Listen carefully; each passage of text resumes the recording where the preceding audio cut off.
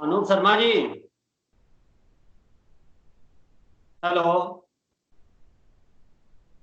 और कोई ज्वाइन कर रहा है? सर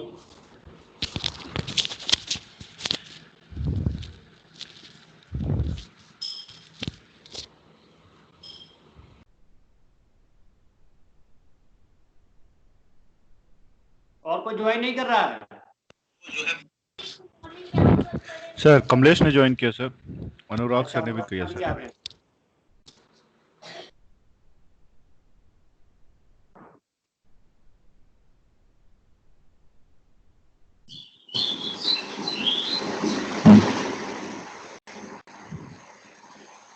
स्टार्ट स्टार्ट करें? हाँ सर, गुड मॉर्निंग, स्टार्ट करेंगे। Good morning, good morning, good morning. ठीक है। देखिए, बेल आज हम डिस्कस करेंगे आपके सामने 436, 437, 438, 439। 436 bail in bailable offence, 437 bail in non bailable offence, 438 anticipatory bail और 439 special power of high court and session court regarding non bailable offence. अजामती मामलों में उच्च न्यायालय और सेशन न्यायालय की विशेष शक्ति है बेल देने के संबंध में। तो सबसे पहले हम ये देखते हैं कि जो है अपराध के प्रकार, तो हम ये देखेंगे कि जमानत की दृष्टि से अपराध को दो भागों में बांटा गया है, बेलेबल और नॉन बेलेबल। गिरफ्तारी की दृष्टि से संज्ञेय और असंज्ञेय। राजीनामा जिसको हम समझौता कहते हैं, कंपाउंडेबल, उसके दृष्टि से आप देखेंगे तो आपको मिलेगा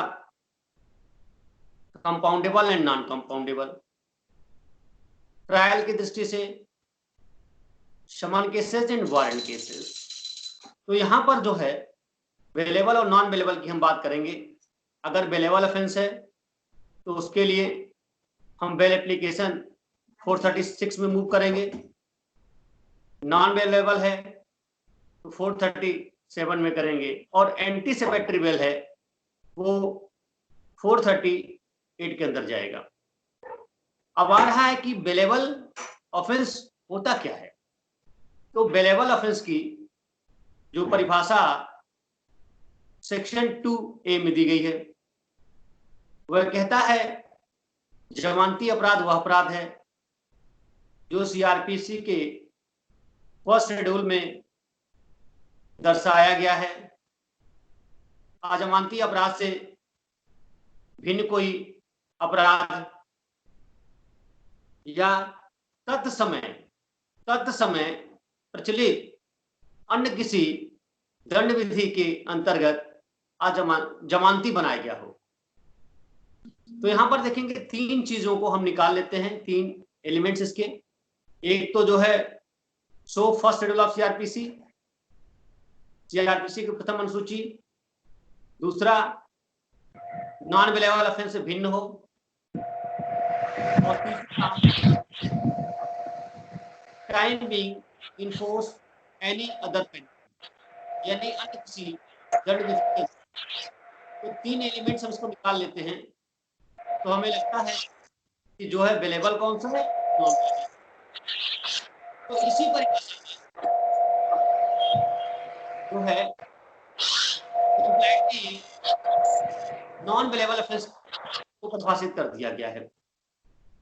जो जमानती है वो अजमानती नहीं है, जो अजमानती है वो जमानती नहीं है। ये सीआरपीसी का जो पहला शेड्यूल है, जब उसको आप खोलेंगे तो उसमें देखेंगे कि यदि अपराध भारतीय दंड संहिता के अंतर्गत किया गया है तो सीआरपीसी का पहला टेबल आपको बताएगा कि अपराध जमानती है कि अजमानती है। आईपीसी के सेक्शन एक एग्जांपल्स है। अगर 302, 307 को अगर आप देखेंगे खोल के तो लिखा है नॉन बेलेबल। और वहीं पर अगर 323, तो देखेंगे, जिसको सिंपल हर्ट कहते हैं, तो वहां दिखा रहा है कि मतलब जो है वह जो है बेलेबल। तो जैसे ही हमको अपराध की जानकारी मिलती है बेलेबल है, हम अपना बेल एप्लीकेशन अगर बेलेबल है 436, अगर नॉन बेलेबल है तो 437 में मूव करें। अब जो है इंडियन पेनल कोड के अलावा अन्य दंड विधि भी है, जिसमें सीआरपीसी का पहला शेड्यूल वो हम से काम नहीं चलेगा। तो उसके लिए जिस दंड विधि के अंतर्गत अपराध किया गया है उस दंड विधि को हम खोलेंगे और देखेंगे जो सेक्शन लगा है अभियुक्त के ऊपर तो क्या है, वेलेबल है कि नॉन वेलेबल है, तो वो दंड विधि बताएगा। जैसे example, narcotic drugs and psychotropic substance act 1985, उस कानून को जब आप खोलेंगे उस कानून में लिखा हुआ है कि इस अधिनियम के अंतर्गत किए गए प्रत्येक अपराध अजमानती एवं संज्ञेय होंगे। इसी प्रकार protection of children from sexual offences act 2012, उसमें भी नॉन वेलेबल।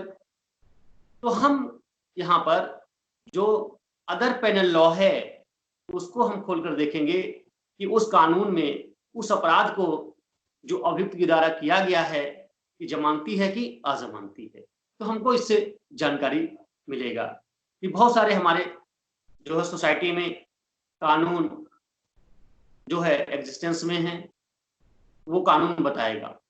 सीआरपीसी का पहला शेड्यूल केवल भारतीय दंड संहिता के अंतर्गत जो अपराध किया गया है उसी के लिए वह जो है यूज हम प्रयोग में लाएंगे और अन्य विधि के अंतर्गत हमको आपको देखना पड़ेगा। तो ये हो गया। बेल की आवश्यकता क्यों पड़ती है? बेल की आवश्यकता देखिए, दो प्रकार के पूरे वर्ल्ड में क्रिमिनल जस्टिस सिस्टम है। एक इंक्विजिटोरियल सिस्टम है जो वेस्टर्न कंट्रीज यहां लागू है, फ्रांस, अमेरिका, चाइना। यहां पर प्रिजम्पशन ऑफ गिल्ट, दोषी होने की अवधारणा लागू होती है। इंडिया में निर्दोष होने की अवधारणा, प्रिजम्पशन ऑफ इनोसेंस, ये हमारा क्रिमिनल ज्यूरिस्प्रूडेंस कहता है कि अभियुक्त के ऊपर जो अपराध का आरोप लगा है, जब तक प्रोसिक्यूशन के द्वारा सर्वथा संदेह से परे साबित नहीं कर दिया जाता है, तब तक हम ये मान के चलेंगे वो इनोसेंट है।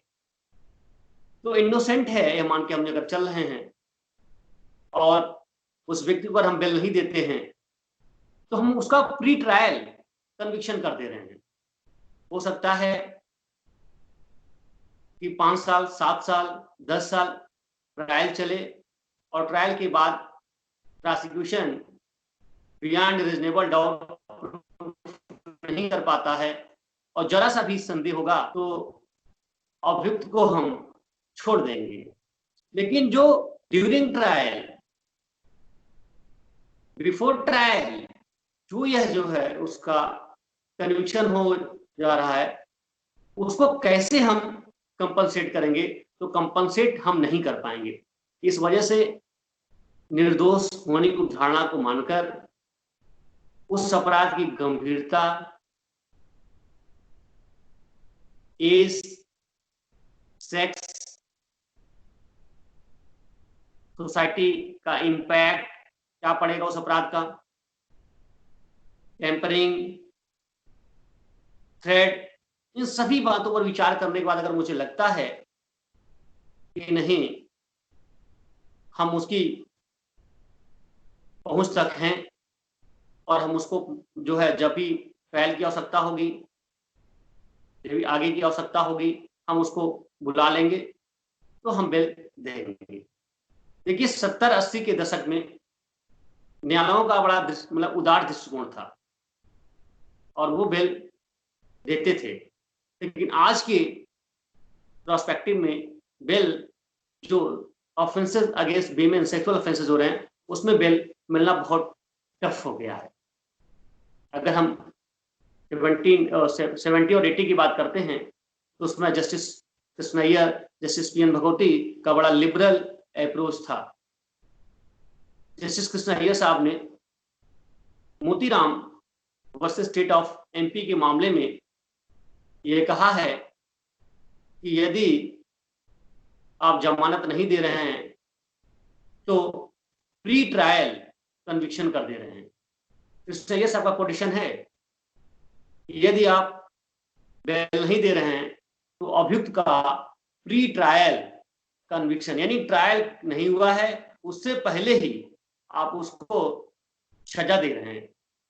बेल नहीं देंगे तो जेल जाएगा।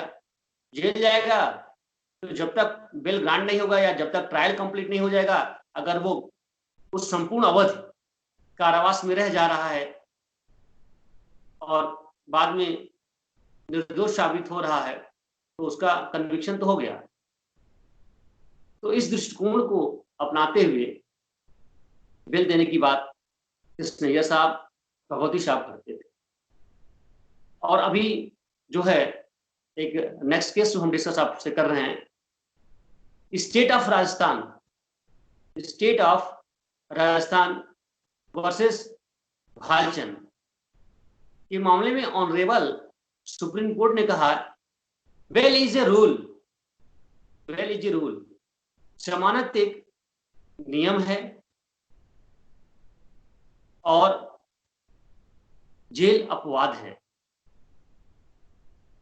सामान्य नियम है कि बेल और अपवादिक दशाओं में ही जो जेल भेजना चाहिए।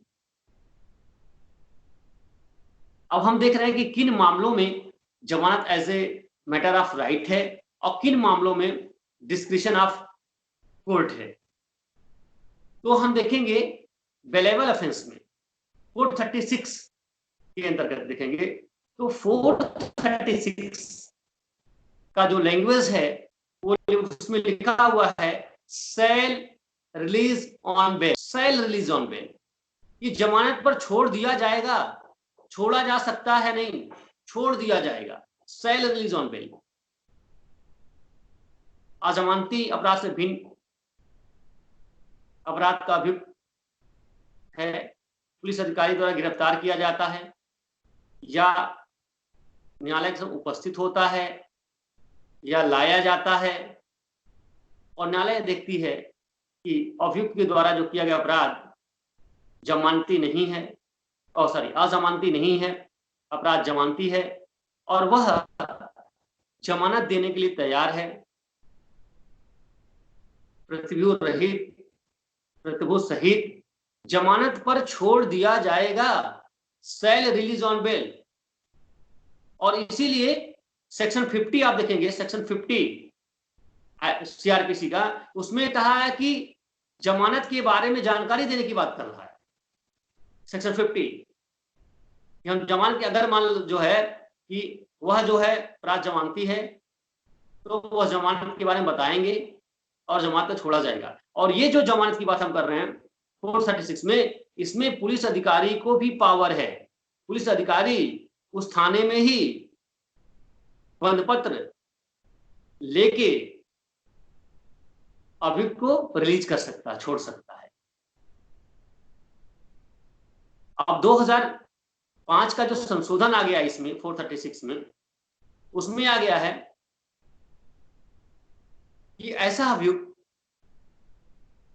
कि जो अपना प्रतिभू देने में असफल रहता है, प्रतिभू नहीं दे पाता है और वो जेल में पड़ा हुआ है, तो कोर्ट ये मान के चलेगा कि वह निर्धन व्यक्ति है और प्रतिभू रहित सहित व्यक्तिगत बंधपत्र पर उसको जो है छोड़ दिया जाएगा। और हमें कैसे मानेंगे कि वह जो है निर्धन व्यक्ति है, तो इसके लिए सर निजी म्यूचुअल का है क्या? एक्सप्लेनेशन को आप देखेंगे 436 के एक्सप्लेनेशन को, तो उसमें वो लिखा हुआ है कि यदि एक सप्ताह तक अगर वो अपने प्रतिभू को नहीं दे पा रहा है तो कोर्ट ये प्रिज्यूम करेगा कि वह व्यक्ति जो है इंडिजेंट पर्सन है, निर्धन व्यक्ति है, विदाउट सिक्योरिटी कोर्ट उसको जमानत दे देगा। क्योंकि 436 में विशेष बात ये देखना है कि सेल रिलीज ऑन बेल लगा। इट इज ये क्या होता है कि ये मैंडेटरी है, पुलिस ऑफिसर के ऊपर मैंडेटरी है, और जानते जो न्यायालय है पुलिस अधिकारी अगर नहीं दे रहा है तो मजिस्ट्रेट के सामने हम प्रस्तुत कराएंगे और मजिस्ट्रेट जो है 436 को देखेंगे इसमें लैंग्वेज क्या लिखा हुआ है। जो डिफेंस लॉयर है इस बात पर वो फोर्स करेगा कि सर इसका जो लैंग्वेज है सेल रिलीज लिखा है, सेल रिलीज ऑन बेल, और इसमें ये एक्यूज का राइट्स है और आप नहीं देंगे तो अनुच्छेद 21 के अंतर्गत जो उसका पर्सनल लाइफ एंड लिबर्टी है वो डिटेन्ड होगा। और जबकि 436 के अंतर्गत ये मैंडेट कर रहा है, मैंडेटरी प्रोविजंस है, डिस्क्रिशनरी कोई प्रोविजंस नहीं है, कोर्ट का कोई डिस्क्रिशन नहीं है, इसमें कोर्ट कोई डिस्क्रिशन एक्सरसाइज नहीं कर सकती है क्योंकि ये कोर्ट के ऊपर भी मैंडेट कर रहा है और एक्यूज को कर रहा कि नहीं इन केसेस में आप बेल ले सकते हैं। आप अपने जमानतदार को तैयार करिए, अपने श्योरिटी को लाइए, श्योरिटी भी नहीं ला पा रहा है तो 2005 के संशोधन के द्वारा एक सप्ताह बीत गया है तो उसको हम ये मान चलेंगे इंडिजेंट पर्सन है, हम दे देंगे उसको बेल। केवल जमानती मामलों में हम जमानत जो रिफ्यूज करेंगे, रिजेक्ट करेंगे, वो 436 क्लास 2 के अंतर्गत, 436 के क्लास 2 के अंतर्गत ही हम इसको रिफ्यूज करेंगे। इसमें रिफ्यूजल का ये ग्राउंड्स है, ये बेल है। तो बेल में जो होता है हम कंडीशन लगाते हैं, कोई भी बेल मिलता है चाहे वो जमानती हो चाहे अजमानती हो, हम जरूर उसके कंडीशन लगा देते हैं कि न्यायालय जब बुलाएगी न्यायालय में आप उपस्थित होंगे, साक्ष्यों को डराएंगे नहीं, धमकाएंगे नहीं, साक्ष्यों को नष्ट नहीं करेंगे, पुनः अपराध नहीं करेंगे, न्यायालय की अधिकारिता के अंतर्गत रहेंगे।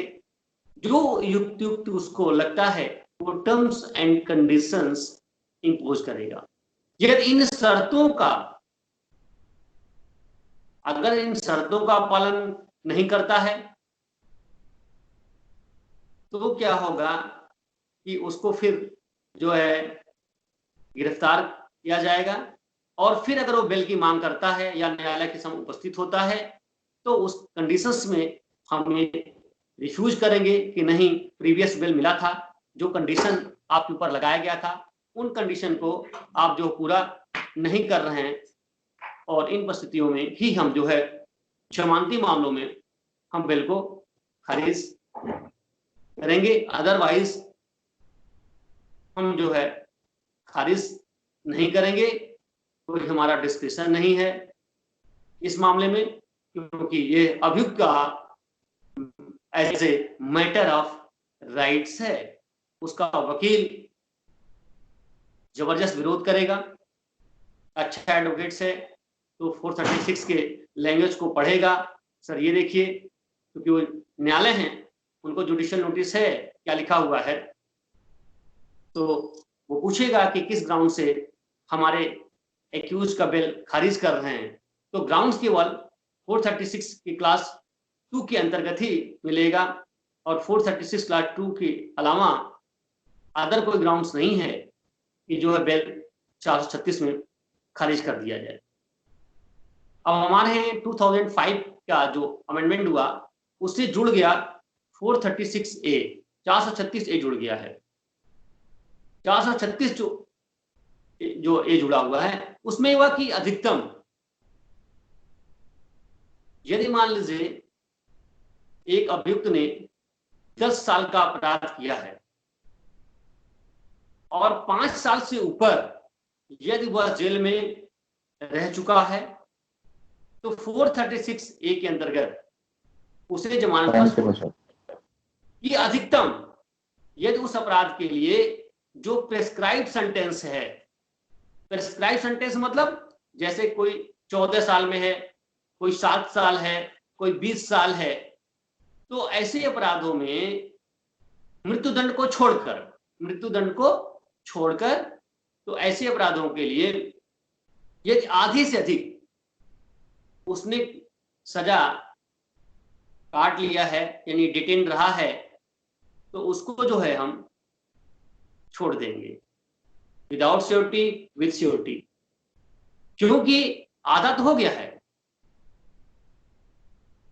अब ये है कि पता नहीं उसका कनेक्शन होगा कि नहीं होगा, हो सकता है कि उसका एक्विटल हो जाए।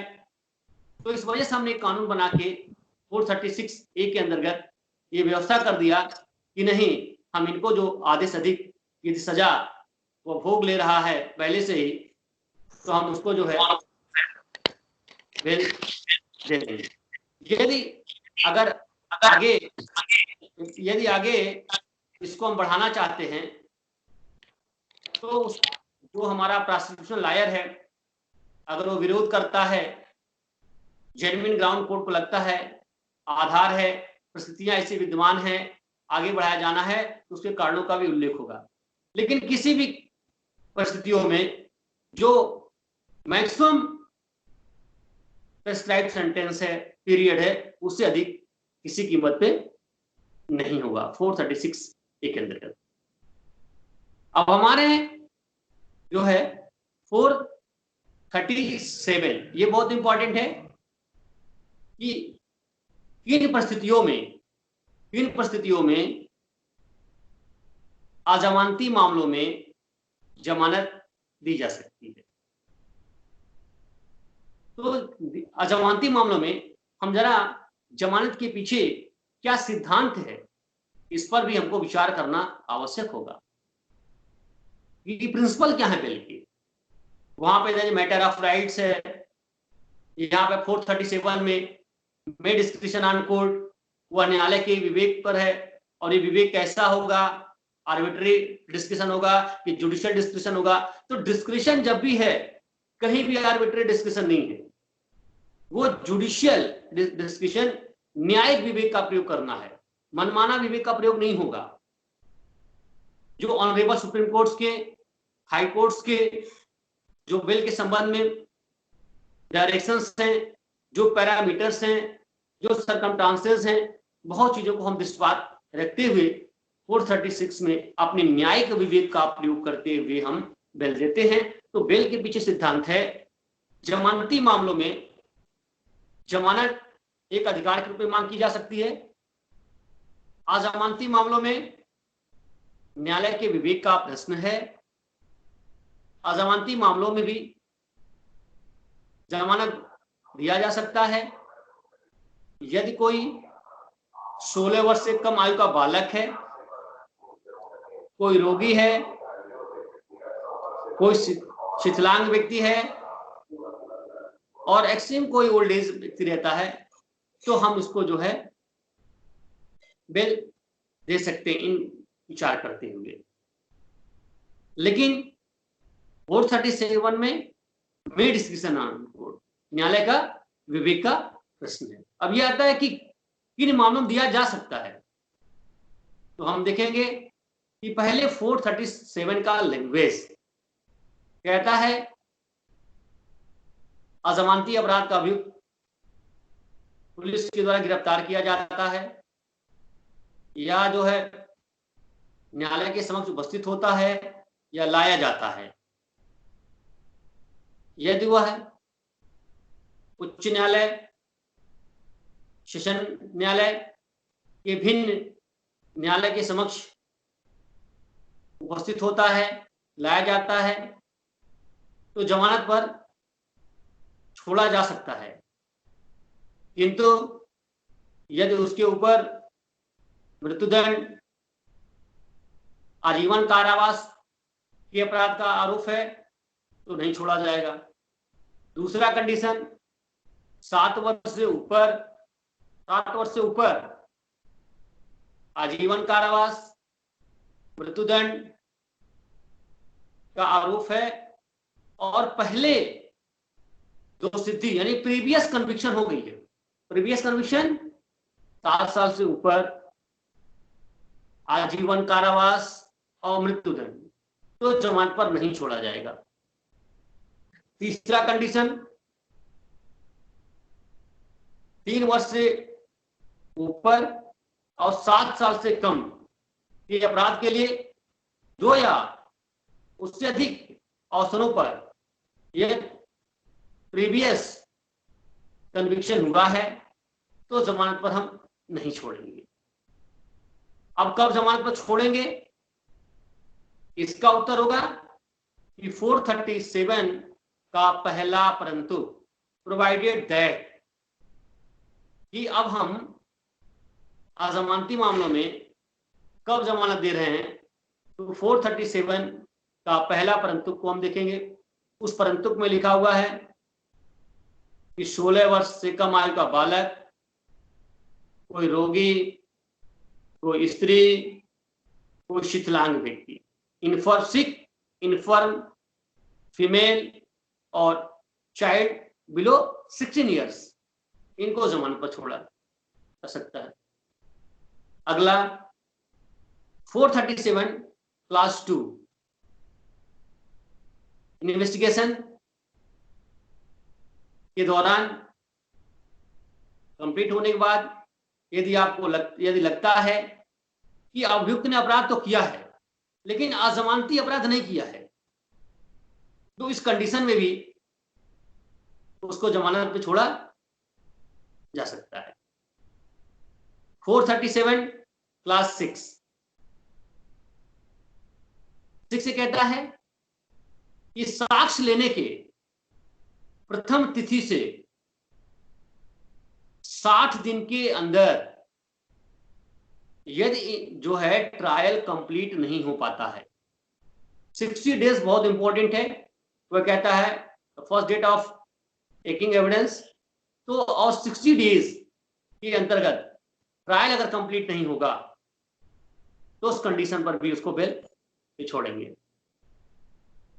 437 क्लास 7 वो कहता है ट्रायल कंप्लीट हो गया है, अभियुक्त के ऊपर जो आरोप लगाया गया है उस अपराध के लिए वह दोषी होना प्रतीत नहीं होता है,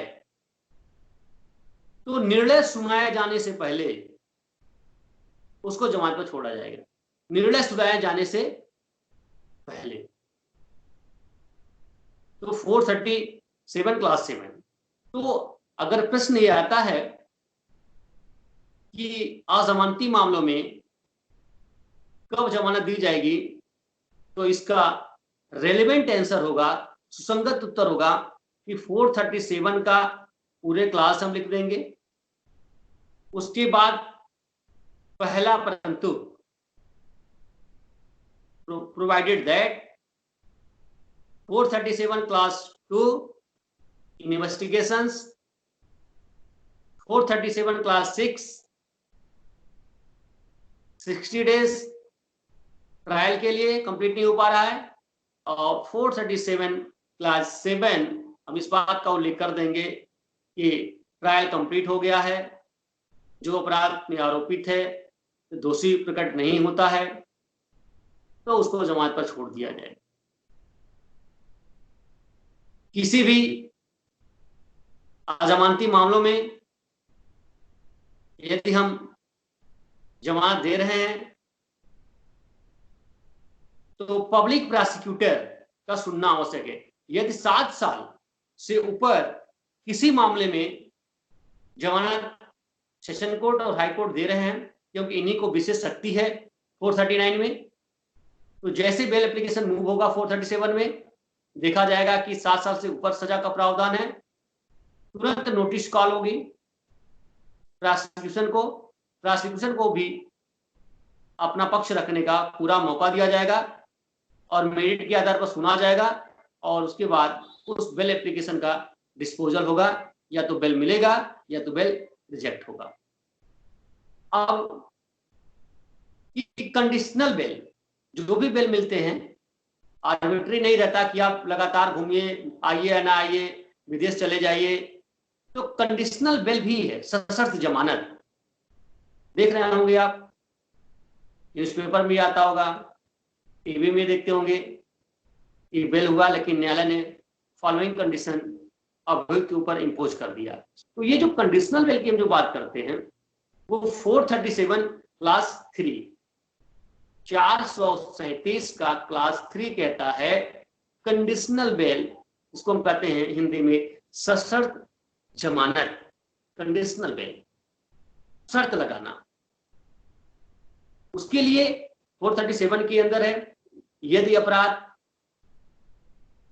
भारतीय दंड संहिता के चैप्टर 6, 16, 17, 6, 16, 17 के अंतर्गत अपराध किया गया है, या ऐसे अपराधों का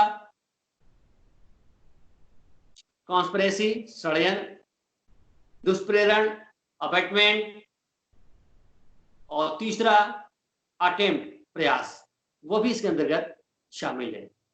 तो न्यायालय बेल देते समय 437 क्लास 3 के अंतर्गत जो शर्त है वह शर्त अधिरोपित इंपोज कर सकती है।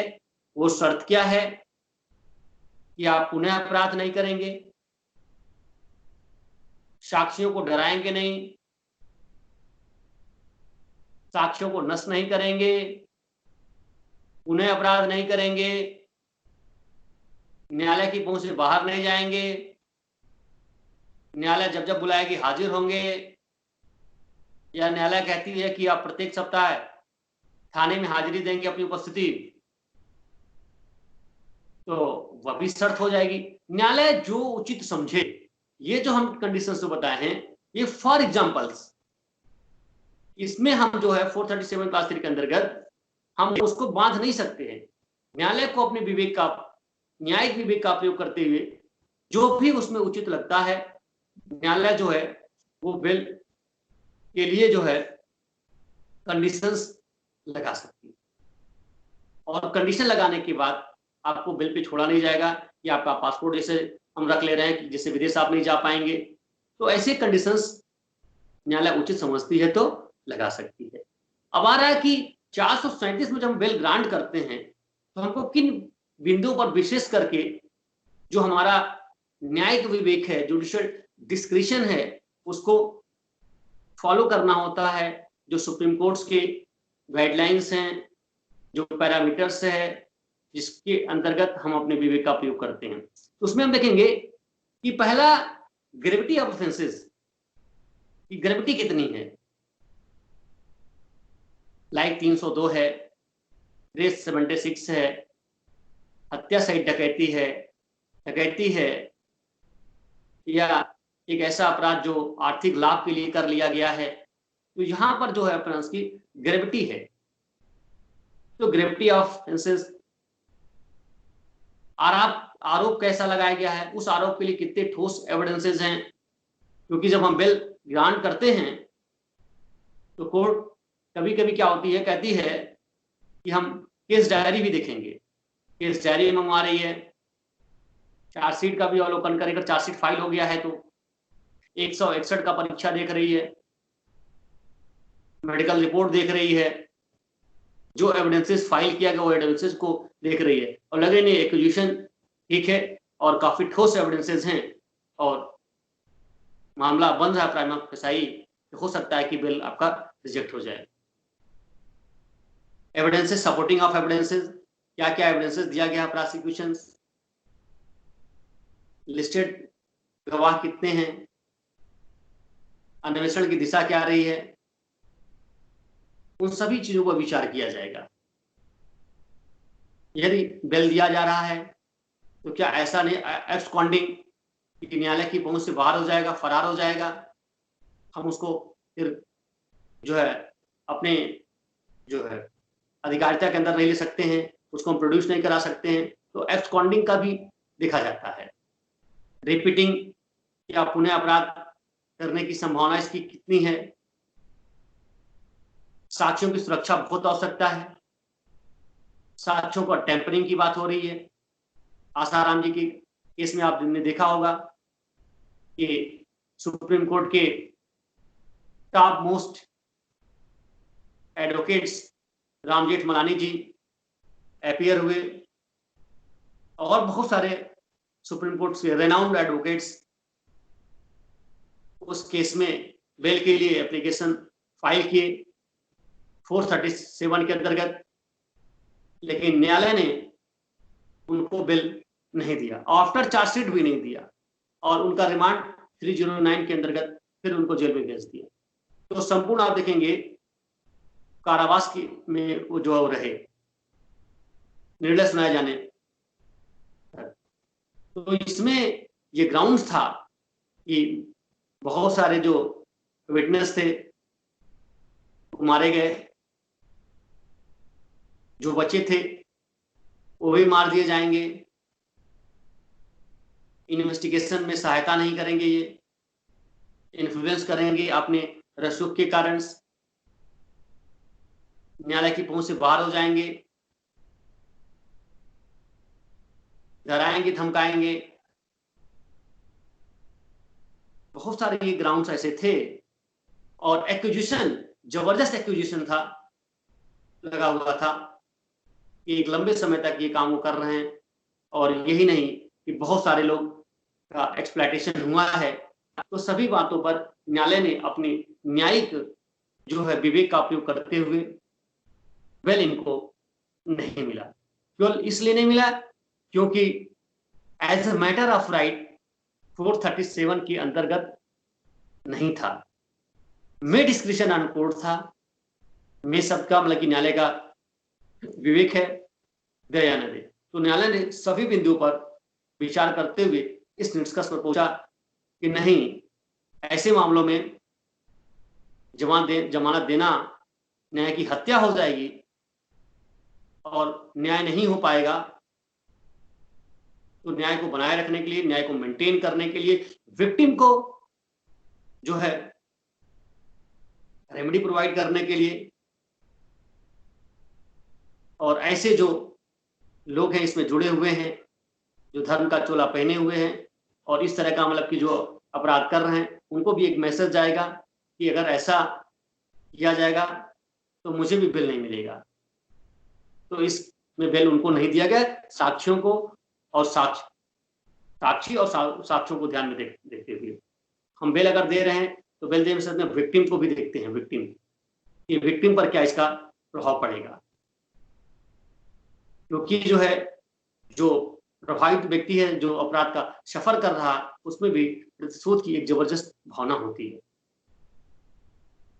और वो विक्टिम भी चाहता है कि नहीं कि जो है बेल ना मिले। अगर बेल मिलता है तो विक्टिम को भी खतरा होता है, तो विक्टिम को भी खतरा होगा, तो इस वजह से विक्टिम को हम ध्यान में रखते हुए भी बेल नहीं देंगे। अगर मान ली लाइक 10 साल के, 7 साल के, 6 साल बच्चों के खिलाफ अपराध किए जा रहे हैं, सेक्सुअल ऑफेंसेस, तो ये अबोध बच्चों के साथ जो किया जा रहा है, तो अगर हम बेल देते हैं तो लगेगा कि नहीं, हम जो है विक्टिम के साथ भी इनजस्टिस करते हैं, तो विक्टिम को भी हमको देखना आता है।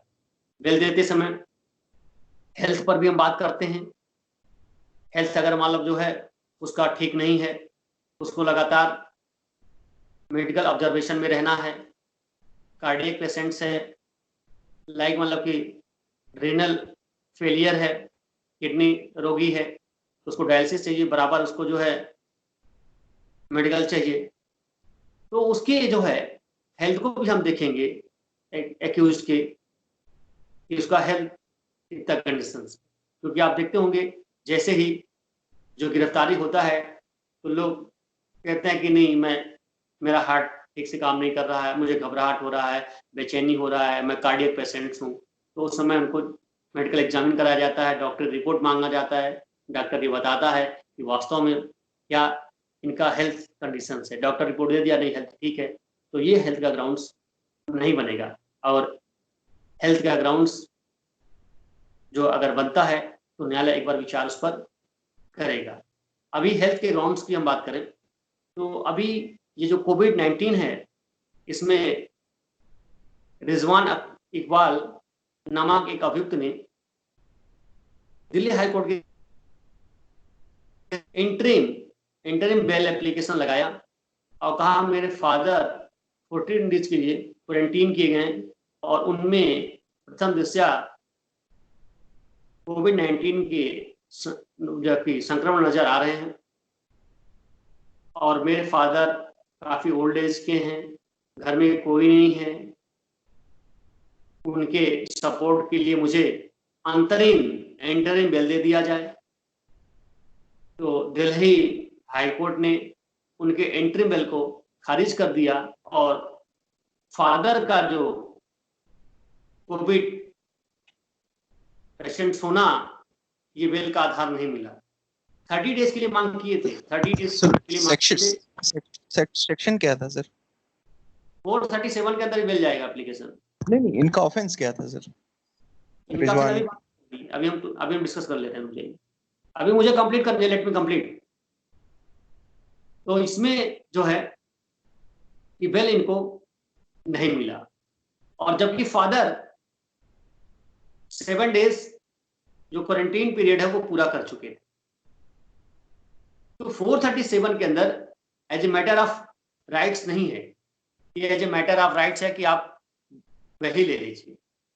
तो कोर्ट ने रिफ्यूज कर दिया और ये जो है डेट है वो 9 अप्रैल, ऐसी 9 अप्रैल को ये दिल्ली उच्च न्यायालय ने डिसीजन डिलीवर्ड किया है। अब हम देखते हैं मोटिव क्या था। कि motive is a very very important role, क्योंकि इंडियन एविडेंस एक्ट के सेक्शन 7 और 8 में आप मोटिव देखे होंगे। 7 और 8 में मोटिव, क्योंकि अपराध करने से पहले मोटिव का कोई रोल नहीं होता है, लेकिन एक बार यदि अपराध हो गया तो मोटिव का बहुत इंपॉर्टेंट रोल प्ले करेगा। यदि कोई व्यक्ति घर में चोरी कर लिया, उसको भूख लगी थी, अगर वो जो है भोजन नहीं प्राप्त करता तो मर जाता, या कोई दवा खरीदने भी चोरी कर लिया, तो ऐसे कंडीशंस में उसका मोटिव अच्छा है तो हो सकता है कि मोटिव पर न्यायालय अपना लचीला रुख अपनाए, अपने जुडिशियल डिस्क्रिशन का प्रयोग करे और आपको बेल दे दे। लेकिन वहीं पे यदि आपने जो है डकैती भी डाला और हत्या भी कर दिया 396, तो ऐसे केसेस में जो है बेल नहीं की बराबर पॉसिबिलिटी रहेगी। आपने रेप किया, मर्डर भी कर दिया, तो ऐसी कंडीशन में जो आपका इंटेंशन है, जो आपका मोटिव है, वो अच्छा नहीं है और आप अच्छी कार्यों के लिए नहीं। कभी कभी क्या होता है कि हम अपराध तो कर देते हैं, लेकिन उसके पीछे का जो मोटिव होता है वो अच्छा होता है। उस मोटिव को दृष्टिपात रखते हुए हम वो बिल को ग्रांट्स करते हैं। हमें देखते हैं कि लार्जर इंटरेस्ट ऑफ सोसाइटी, कि इनको छोड़ने पर समाज का पे क्या प्रभाव पड़ेगा। क्या ये जो है समाज ऐसा ना हो कि मतलब कि समाज क्या गया तो कि न्यायपालिका भी ऐसे हो गई है कि ऐसे हाई प्रोफाइल केसेस में बहुत ग्रेवियस ऑफेंसेस थे, कम्युनल वायलेंस था, बहुत बिलो मतलब कि 7 ईयर्स 8 ईयर 10 ईयर्स बिलो बच्चों के साथ सेक्सुअल ऑफेंसेस कर दिए गए, ऐसे केसेस में बेल मिल जा रहा है। जो 419 है, 420 है, चीटिंग किए जा रहे हैं, जो चिटफंड कंपनियां चला रहे हैं, लोगों का पैसा लूट रहे हैं, अगर आप बेल देंगे तो फिर ये जो करने की स्थिति में हो जाएंगे, तो हम लार्जेस्ट इंटरेस्ट ऑफ सोसाइटी को भी हम देखेंगे बेल देते समय। तो ये सब जो हमने एक एग्जांपल्स दिया है, ये कोई अंतिम नहीं है। बहुत सारे ग्राउंड्स हो सकते हैं कि बेल पर विचार करते समय। तो इन मतलब कि जो है सामान्य तौर पर इन पर विचार हम करते हैं और उसके बाद हमको लगता है कि नहीं इस केसेस में बिल देना चाहिए तो हम बिल देंगे। अब आ रहा है कि जो है कि एंटी सपेक्ट्री बिल।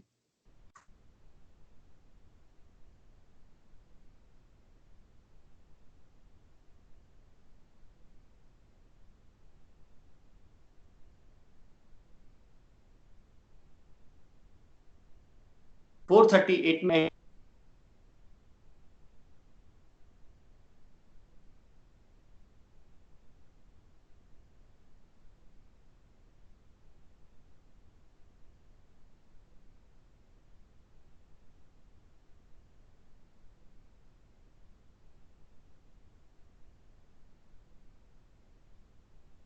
दो प्रकार के बेल होते हैं, एक सामान्य बेल होता है और एक एंटीसिपेटरी बेल होता है।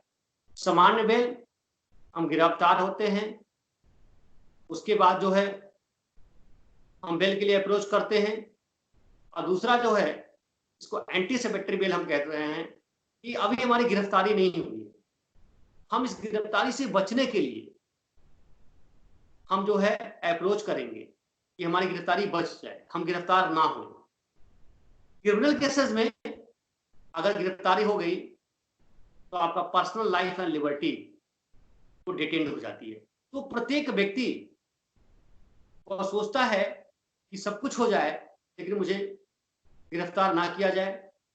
यदि हम गिरफ्तार हो गए हैं तो हम जितना जल्दी हमको बेल मिल जाए, और जो गिरफ्तार नहीं हुआ है वो अप्रोच करेगा इस गिरफ्तारी से बचने के लिए जो है हम जो है बेल ले लें। तो ये जो है एंटीसिपेटरी बेल वो एंटीसिपेशन में होता है, जब उसे लगता है कि उसे किसी अजमानती अपराध में गिरफ्तार किया जा सकता है, गिरफ्तारी की संभावना उसको होने लगती है, एंटीसिपेशन होने लगता है कि हमें गिरफ्तार किया जाएगा। तो कैसे उसको एंटीसिपेशन होगा?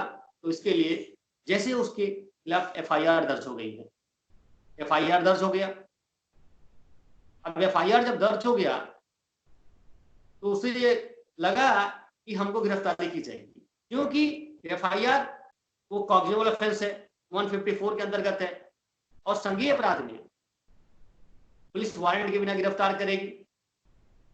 तो वो जो है गिरफ्तारी करेगी तो उसको एफआईआर दर्ज होने के बाद उसको यह आशंका होगा, उसके ऊपर खतरा मंडराने लगेगा कि पुलिस किसी भी टाइम उसे गिरफ्तार कर सकती है। दूसरा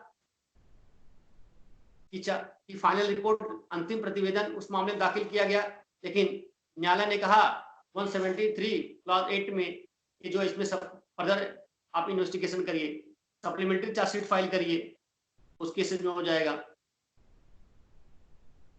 मामला ट्रायल पे चल रहा है, किसी अभियुक्त ने नाम लिया कि नहीं इस अपराध को करने में मिस्टर एक्स भी हैं, तो मिस्टर एक्स भी हैं, तो उसके बाद जानते हैं कि उसके बाद उनको को एक्यूज मानकर हमने 319 क्लास 2 और क्लास 3 के अंतर्गत हमने समनिंग ऑर्डर दिया। समनिंग ऑर्डर, इस मामले में आप उपस्थित होइए, और उनको लगा कि मतलब कि इस मामले में मुझे गिरफ्तार किया जा सकता है, तो वो क्या करेंगे, अप्रोच करेंगे एंटीसिपेटरी बेल के लिए।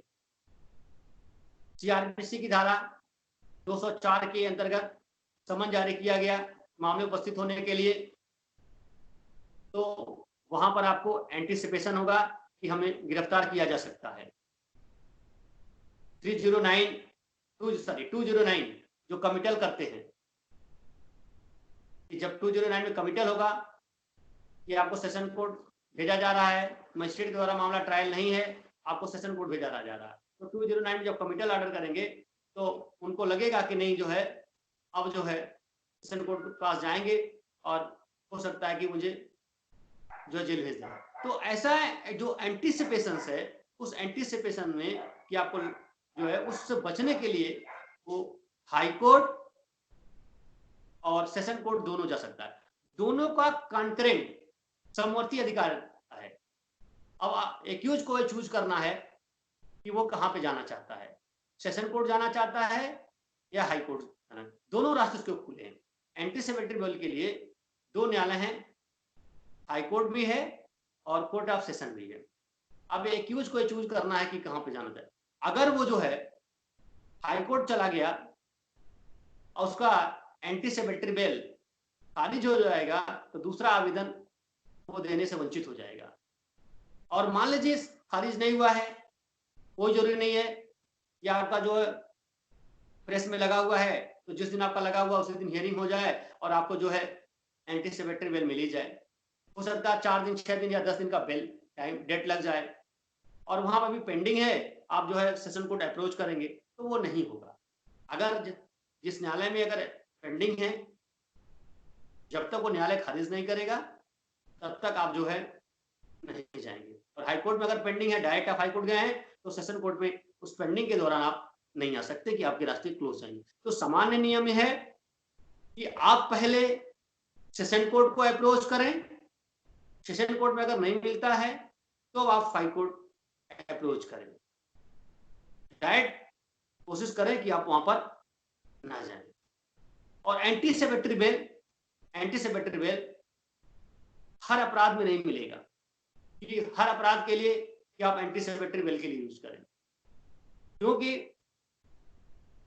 अगर कोई कानून है और दंड विधि है, यदि उसमें इस बात का उल्लेख है कि इस संहिता के अंतर्गत, इस धारा के अंतर्गत यदि अपराध किया जाता है तो उसके अगेंस्ट एंटीसिपेटरी बेल उपलब्ध नहीं होगा, तो आप नहीं जाएंगे। लाइक SC/ST एक्ट 1989 के अंतर्गत इस बात का उल्लेख है कि आप एंटीसिपेटरी बेल लेने जाएंगे और ऐसे मामले में न्यायालय को भी एंटीसिपेटरी बेल देने का अधिकार नहीं है। अनलॉफुल एक्टिविटीज एक्ट 1967 उसमें भी नहीं मिलेगा, NDPS एक्ट में भी नहीं मिलेगा। तो अगर कानून, स्पेशल कानून और कोई बना दिया गया या कोई कानून है इंडियन पैनल के अलावा जिसमें पार्लियामेंट ने उपबंध कर दिया है या किसी राज्य सरकार ने उपबंध कर दिया है, क्योंकि ये जो CRPC है ये कॉन्करेंट लिस्ट का विषय है, समवर्ती सूची का विषय है, तो सेंट्रल गवर्नमेंट भी कानून बनाएगी और स्टेट गवर्नमेंट भी कानून बनाएगी।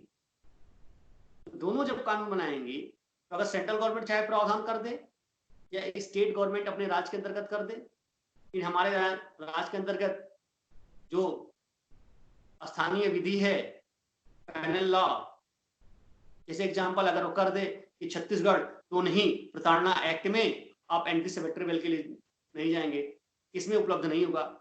जब भी अप्रोच करेंगे तो एंटीसिपेटरी बेल नहीं मिलेगा, क्योंकि उस छत्तीसगढ़ राज्य के अंतर्गत उन्हीं प्रताड़ना में इस बात का उल्लेख कर दिया गया है कि इसके अंतर्गत एंटीसिपेटरी बेल उपलब्ध नहीं है।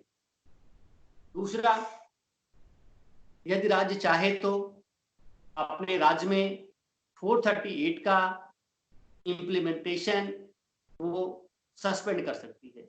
जैसे उत्तर प्रदेश में 1973 में CRPC बना और 1 अप्रैल 1974 को संपूर्ण भारत में लागू हो गया। संपूर्ण भारत लागू हो गया तो उत्तर प्रदेश में भी उपलब्ध था, लेकिन 1975 में इंदिरा गांधी ने उनका जो राजनीतिक प्रतिद्वंदी राजनारायण से उनके इलेक्शन को लेकर डिस्प्यूट चल रहा था। इंदिरा गांधी ने 1975 में 6 महीने के लिए सस्पेंड कर दिया था एंटीसिपेटरी बेल उत्तर प्रदेश में।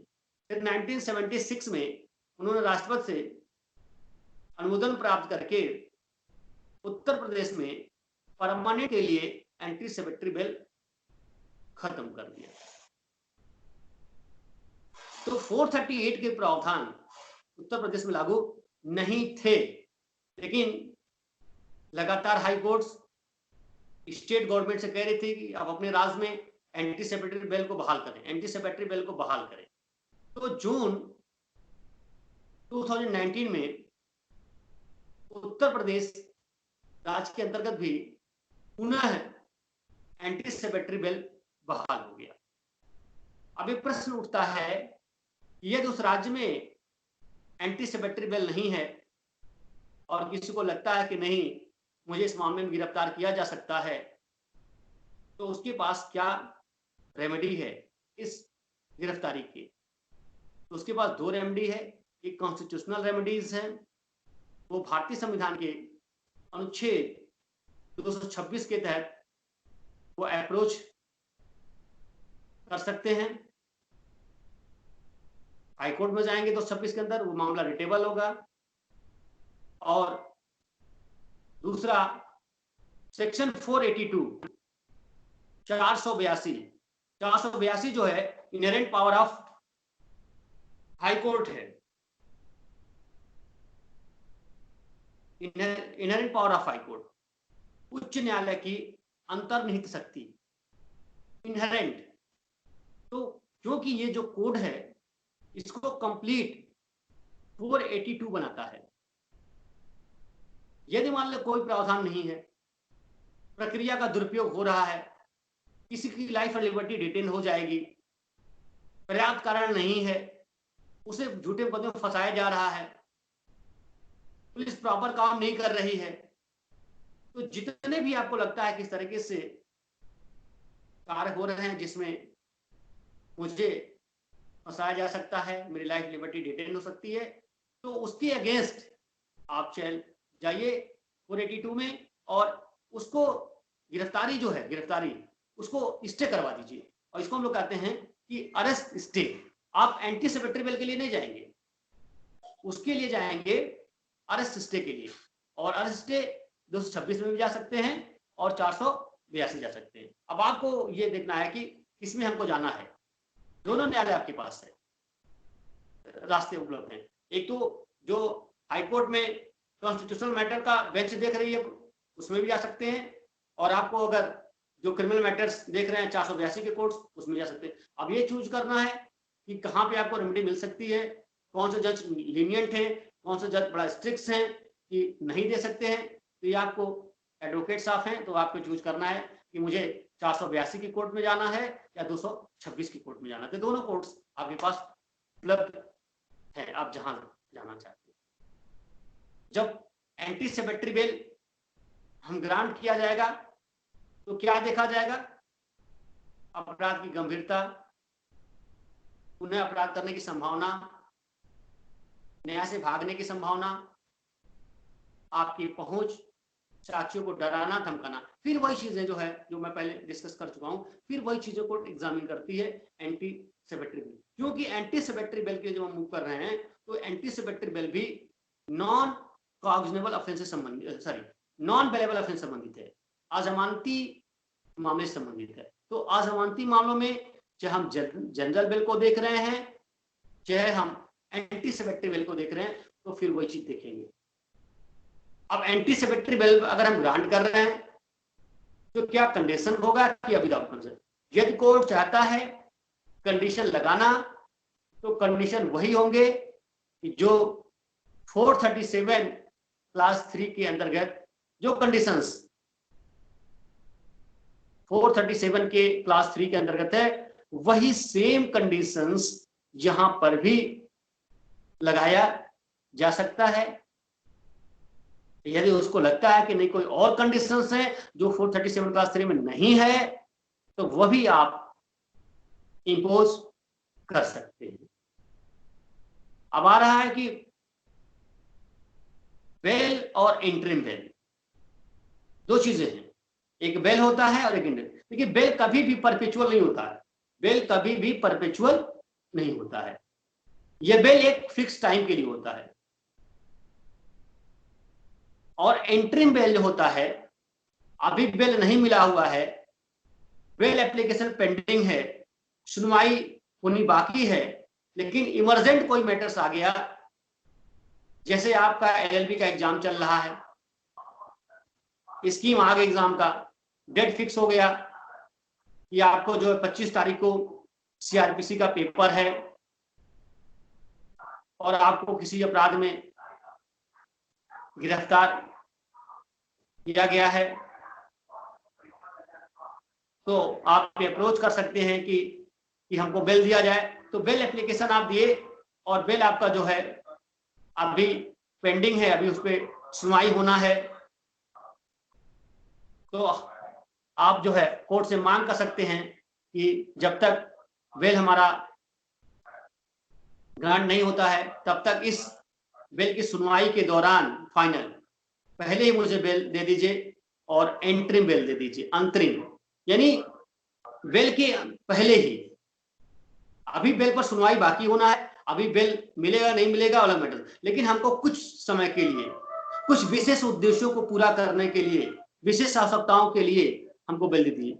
लाइक आपको एग्जाम देना है, आपके अपने फादर की डेथ हो गई है, उसमें जाना है, कोई फीमेल है, कोई बहुत ओल्ड एज है, या आपके ऊपर जो लगाया गया अपराध बड़ा तुच्छ प्रकृति के है, तो ऐसे मामलों में हमको एंटरिम बेल भी मिल सकता है। एंटरिम बेल हो गई। अब आ रहा है कि जो है cancellation of bail. Cancellation of bail जो है ये 439 क्लास 2 में है। 439 क्लास 2 के अंतर्गत सेशन कोर्ट और हाई कोर्ट को स्पेशल पावर है नॉन अवेलेबल ऑफेंस के समय, क्योंकि एप्लीकेशन आप मूव करेंगे 437 के अंतर्गत, जो कोर्ट अपने, या 438 के अंतर्गत कोर्ट अपने पावर का जो एक्सरसाइज, जो उसको पावर मिला हुआ है, वो कोर्ट को 439 में स्पेशल पावर दे दिया गया है हाई कोर्ट और सेशन कोर्ट को। और आपको बेल मिला हुआ है, तो बेल मिला हुआ है, परमानेंट बेल नहीं मिला हुआ है, बहुत सारे कंडीशंस के साथ बेल मिला हुआ है। तो बहुत सारे कंडीशंस के साथ मिला हुआ है, तो इन कंडीशन को आपको फुलफिल करना है, लगातार उस शर्तों का पालन करते रहना है। यदि शर्तों का पालन नहीं करते हैं तो फिर जो है, जो प्रोसिक्यूशन है, पुलिस ऑफिसर है, वो आपको कैंसलेशन के लिए लगाएंगे, बेल को कैंसिल किया जाए, क्योंकि पुनः अपराध कर रहे हैं, साक्ष्यों को में छेड़छाड़ कर रहे हैं, साक्ष्यों को धमका रहे हैं, इन्वेस्टिगेशन में सहयोग नहीं कर रहे हैं, ये भारत से भागने की तैयारी कर रहे हैं, भाग जाएंगे। तो ऐसे कंडीशन पे अगर लग रहा है तो कैंसिलेशन ऑफ बेल की एप्लीकेशन फाइल होगी, और कोर्ट 439 क्लास 2 के अंतर्गत जो पहले से बेल मिला हुआ है, उस बेल को वो कैंसिल कर देंगे। अब आ रहा है कि इसी बेल में क्रिमिनल लॉ अमेंडमेंट 2018, जो हमारा दंड विधि संशोधन 2018 है, उसमें बेल के संबंध में क्या संशोधन हुआ। तो 439 में एक संशोधन हुआ कि अगर आप हाई कोर्ट या सेशन कोर्ट के समक्ष बेल एप्लीकेशन मूव करते हैं और अपराध 376, 376 AB, 377 AD, इस तरीके के जो अपराध हैं, protection of children from sexual offences act 2012, इस तरीके से अगर लगा हुआ है तो बेल मुश्किल से। उसमें लिख दिया गया है कि बेल बिना स्टेट का, बिना स्टेट मतलब पीपी पब्लिक प्रोसिक्यूटर, बिना स्टेट का सुने आप बेल नहीं देंगे, और नोटिस जो करेंगे वो डेट ऑफ रिसीविंग से 15 डेज से, यानी 15 दिन का नोटिस होगा। हमारे पास, मैं हाईकोर्ट में एज ए जज के रूप में बैठा हुआ, मुझे 376 का केस आया, बेल के लिए अप्रोच किया, तो हम बेल पर सुनवाई नहीं करेंगे। पहले हम क्या करेंगे, जो स्टेट है, स्टेट के जो काउंसिल्स हैं, हम उनको जो नोटिस करेंगे, हम नोटिस करेंगे, उसके बाद जो है स्टेट भी अपना पक्ष जो है रखेगा। फिर यदि मुझे लगता है कि नहीं, कि हमको सीडी देखना है, मेडिकल रिपोर्ट देखना है, तो सभी चीजों को विचार करने के बाद हम उस पर हम बेल देंगे। ये कंपलसरी हो गया कि 15 डेज का सूचना की अवधि होगी, 15 डेज नोटिस करेंगे, उसके बाद ही जो है हम करेंगे, अदरवाइज हम नहीं करेंगे। तो 439 क्लास 2 कैंसलेशन ऑफ बेल बहुत इंपॉर्टेंट है, और 439 के अंतर्गत 2018 का संशोधन 15 डेज, ये चीजों को विशेष रूप से हमको ध्यान में रखना है। ठीक, ओके, कोई क्वेश्चंस?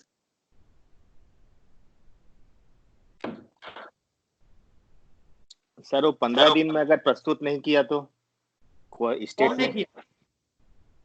स्टेट को अगर नोटिस दिया जज ने और 15 दिन में नहीं प्रस्तुत किए तो बेल पर सुनवाई होगी। Okay sir. क्लियर हो गया? कोई प्रॉब्लम्स? हाँ सर, है क्वेश्चन, हाँ पूछ बोलिए सकते ना। हैं? सर ये जो आपने बताया था 437 पे, 437 पे जो स्पेशल पावर है, मैं 439 मैं में, बात 439 स्पेशल पे, पावर 439 में है।